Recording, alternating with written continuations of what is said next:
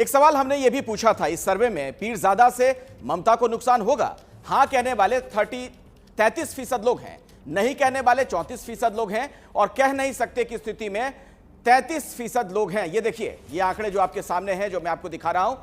इसके बाद हमने एक और सवाल भी पूछा था, ये तो आपने देखा कि अब्बास सिद्दीकी फैक्टर को लेकर हां कह रहे हैं 33% लोग।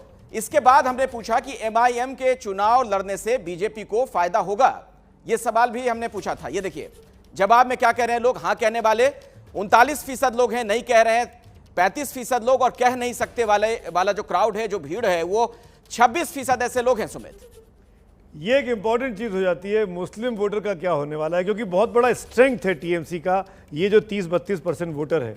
क्या आपको लगता है कि आईएसएफ के आने से या एमआईएम जिसने अब घोषणा कर दी कि वो चुनाव लड़ेंगे, इसका फायदा मिलेगा बीजेपी को? जितना आंकड़े अभी तक ट्रैकर के सुमित दिखा रहे हैं, हमारे हिसाब से आईएसएफ का जो पटाखा है वो नहीं दगा है, अभी नहीं दगा है, नहीं दगा है अभी तक। और उसमें ऐसा लग नहीं रहा है कि ममता बनर्जी को कोई बहुत ज़्यादा नुकसान, जो आपको लगभग एक तिहाई जो हाँ नहीं कह नहीं सकते आ रहे हैं, उसका भी पॉलिटिकल इक्वेशन बहुत क्लियर है। बीजेपी के समर्थक जो हैं वो उस आंकड़े में है जो कह रहे हैं हाँ साहब बहुत नुकसान हो जाएगा। टीएमसी के और कांग्रेस के सपोर्टर्स कह रहे हैं कि नुकसान नहीं होगा, लेफ्ट के सपोर्टर ज़्यादातर कह रहे हैं पता नहीं होगा कि नहीं होगा। ये पूरे इसमें एक चीज़ बड़ी इंटरेस्टिंग है कि जो साइकोमेट्रिक अगर आप एनालिसिस की बात करें कि भाई लोग सोचने का तरीका या जवाब देने का तरीका, उसमें कांग्रेस के समर्थकों और टीएमसी के समर्थकों का काफी हद तक मिलता जुलता है, और लेफ्ट और बीजेपी के समर्थकों का काफी हद तक मिलता जुलता है। ये बड़ा विचित्र एक आकलन है। हम जब भी निकालते हैं कोई भी सवाल आप पूछिए तो एक उसी सवाल के ऊपर बीजेपी और लेफ्ट के समर्थकों का लगभग एक जैसी राय निकल के आती है, क्योंकि दोनों का विरोधी सेम है। जबकि कांग्रेस और टीएमसी के समर्थकों का एक जैसी राय निकल के आती है। मतलब जो यशवंत कह रहे हैं इसी से जुड़ा, आपने भी देखा हो कितनी बार ओवैसी से जब ये जर्नलिस्ट सवाल पूछते हैं कि आपकी कोई अंडरस्टैंडिंग है बीजेपी के साथ, तो ओवैसी बहुत अपसेट हो जाते हैं। और कोई ऐसा चुनाव, मुझे तो लग रहा है पिछले 3-4 सालों में ऐसा नहीं गया होगा जब ओवैसी पर पॉलिटिकल चार्ज ये नहीं रहा हो कि उन्होंने बीजेपी के साथ कोई अंडरस्टैंडिंग कर बात देखिए कि सेम वही सवाल जब आपने आईएसएफ के ऊपर पूछा तो 33% था, ओवैसी पे 39 क्यों हो गया? क्योंकि आईएसएफ नहीं चला, तो अब उम्मीदें ओवैसी पे, क्योंकि वो पोलराइजेशन वो हेल्प कर सके। तो मनोज्ञा, ऐसे में ये जो आईएसएफ और एमआईएम का फैक्टर है, मनोज्ञा मैं आपसे पूछना चाहता हूं, क्या बीजेपी के लिए फायदेमंद साबित हो रहा है ओवरऑल? और ये जो बीजेपी का ग्राफ बढ़ता देखा हमने पिछले 2 ओपिनियन पोल में, इसीलिए कि मुस्लिम वोट में डिवीजन हो रहा है, कंफ्यूजन क्रिएट हो रहा है?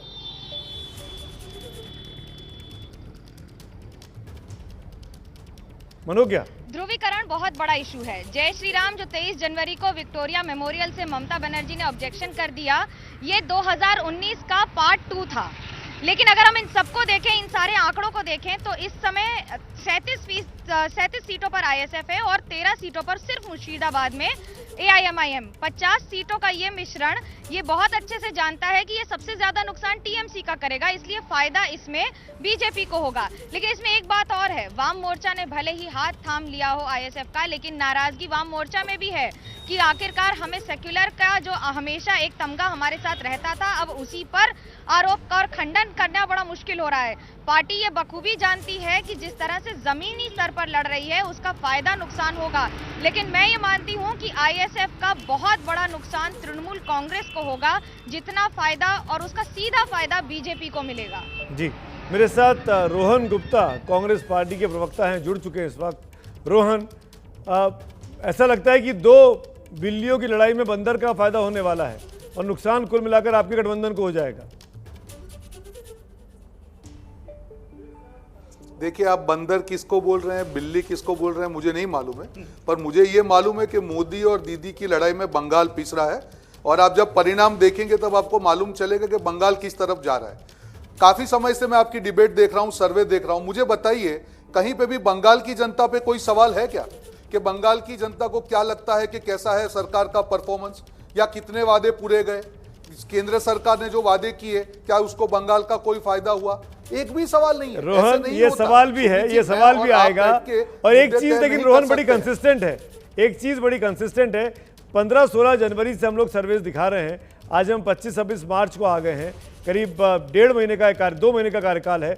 इसमें एक चीज बहुत कंसिस्टेंट है कि आप और आपका गठबंधन लगातार तीसरे नंबर पर धराशायी है। वो उठ ही नहीं पा रहा है, वो 30-40 सीटों के बीच ही रह जा रहा है, इतने सारे अलायंस करने के बाद भी।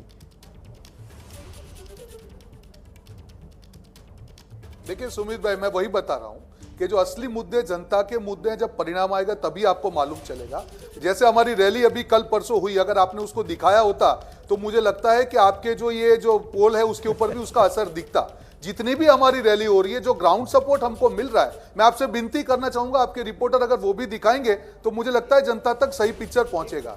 देखिए वहां पे बंगाल के मुद्दे पे चुनाव लड़ा जा रहा है, जनता परेशान है वहां पे। आप कितने भी अहंकार की बात करें, जो आपके यशवंत सर्वे आ रहे देशमुख हैं, कुछ जो भी बोलना चाह क्वेश्चन रहे हैं आप आपकी बात आंसर पे, दे रहे रोहन। हैं, सारे मिक्स यशवंत। क्योंकि जनता को ये पसंद नहीं है। कि आपकी बात ये भी मान ली कि जनता राज्य सरकार से परेशान है, जनता केंद्र सरकार से परेशान है, और आप इस मुद्दे पे चुनाव लड़ रहे हैं। खुदा न खास्ता अगर वहां पे एक हंग त्रिशंकु विधानसभा आ जाती है तो आप किसकी सरकार बनवाएंगे? और आपके पास है, मानिए सपोज कीजिए, जितना आप कह रहे हैं उससे ज़्यादा, जितना हम कह रहे हैं उससे 2-3 गुना ज़्यादा सीटें मिल जाती हैं और आप 60-70 तक भी सीटें ले जाते हैं, तो आप सरकार किसकी बनवाएंगे, बीजेपी की या ममता बनर्जी की?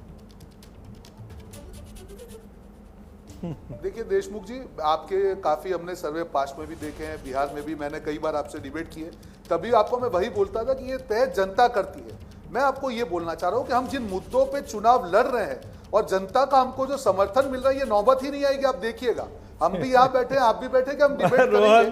जो समर्थन गजब का कॉन्ट्रडिक्शन है आज एक रैली, रोहन गजब का बीजेपी के समर्थकों को, रोहन गजब का कॉन्ट्रडिक्शन है। जिस राज्य में कांग्रेस पार्टी बीते 40-50 सालों से विपक्ष में है, सत्ता में नहीं आ पाई, उस राज्य में रोहन गुप्ता राष्ट्रीय टीवी चैनल पर बैठकर ये बोल रहे हैं कि आपकी हवा चल रही है और आपका एक भी बड़ा नेता उस राज्य में जाने की हिम्मत नहीं दिखा पा रहा।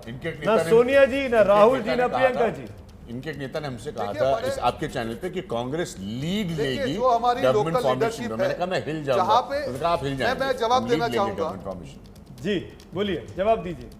बगैर राहुल गांधी के इतनी भीड़ आ रही है, मैं आपको वही बगैर बता रहा हूं, सोनिया जी के आप सरकार बनाने जा रहे हैं, तो क्या समझा जाए इस बात को? बिल्कुल, राहुल जी अब आएंगे, राहुल जी आएंगे तब देखिए क्या होगा। अभी तो राहुल जी आएंगे, अभी तो शुरुआत होगी, तब आंधी चलेगी वहां पे। मैं आपको ये कहना चाह रहा हूं सुमित जी, मुद्दे क्या है, बंगाल के मुद्दे कहां है? बंगाल के मुद्दे है तोलाबाजी और गोलाबाजी। ये तोलाबाजी गोलाबाजी की जो लड़ाई है उसमें जनता बाजी मारेगी। और आप देखिएगा जो सीए इनका रोज कलर बदलता है उसका क्या हाल होता है। बंगाल में कुछ और बोलते हैं, आसाम में कुछ और बोल रहे हैं, और आप दीदी की बात कर रहे हैं। क्या हो रहा है, मुद्दे कहां पे हैं? क्या दीदी रिपोर्ट कार्ड दे पा रही है कि 5 साल में बंगाल के लिए उन्होंने क्या किया? तो क्या हम ये माने कि किसी भी स्थिति में कांग्रेस, जिससे जनता के मुद्दे ये रोहन जी, क्या हम ये स्टैंड ऑफिशियल माने कि किसी भी कीमत पे कुछ भी हो जाए, अगर मौका पड़ा तो कांग्रेस दीदी की, आपके हिसाब से जो ये कुव्यवस्था, खराब गलत सरकार चल रही है, जिसने पश्चिम बंगाल की जनता को दबा रखा है, कुचल रखा है, आप ऐसे मुख्यमंत्री को दोबारा मुख्यमंत्री किसी भी कीमत पे नहीं बनाएंगे, क्या मान लिया जाए? भले बीजेपी को बनाना पड़े।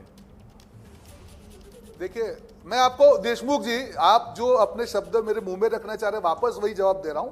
ये नौबत नहीं आएगी और वहां पे जो परिणाम आएंगे तब हम डिस्कस करेंगे कि संजय शर्मा जी, मैं एक्चुअली में संजय जी की एक बात से सहमत हूं, परिणाम में जो उन्होंने वर्ड प्ले किया कि ये नौबत नहीं आएगी, उस बात से तो मैं सहमत लगता हूं काफी। संजय शर्मा टीएमसी के प्रवक्ता हमारे साथ हैं। संजय जी, आपने सुना इनकी बातों को, रोहन गुप्ता की, इनके दावों को, इनकी बड़ी बड़ी बातों को। इस 40-50 साल के अंतराल के बाद कांग्रेस की सरकार बनने जा रही है, वहां पर आपकी सरकार हारने वाली है।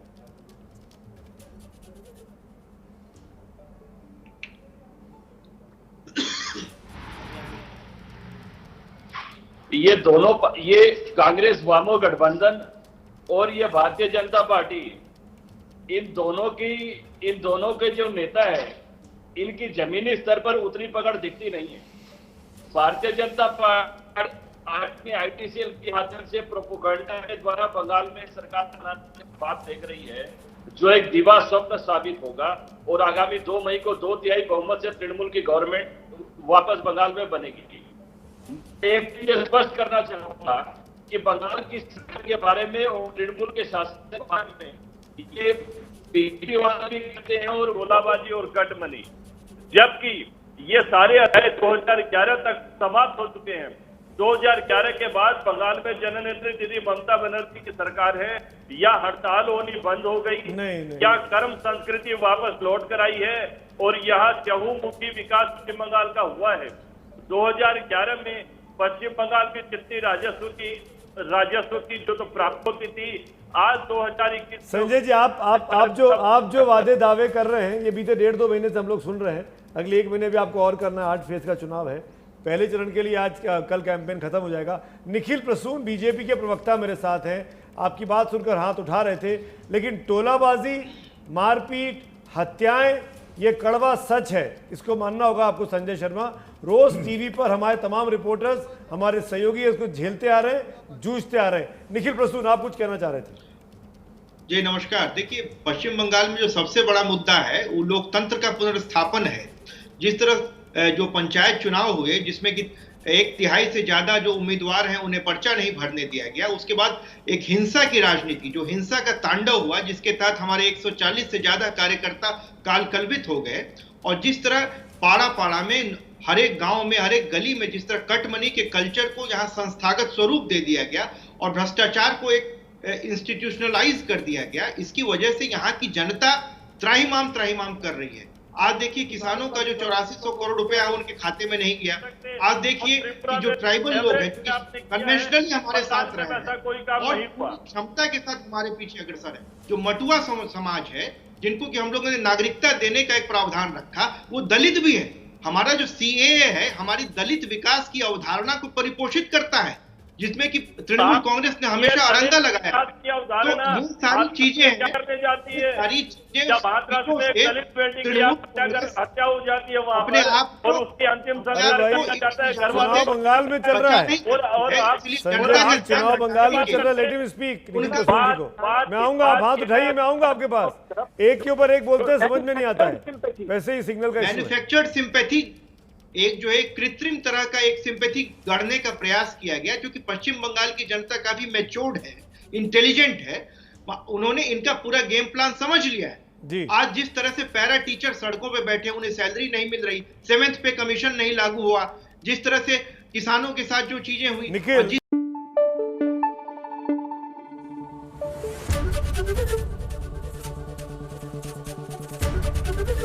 ABP न्यूज आपको रखे आगे।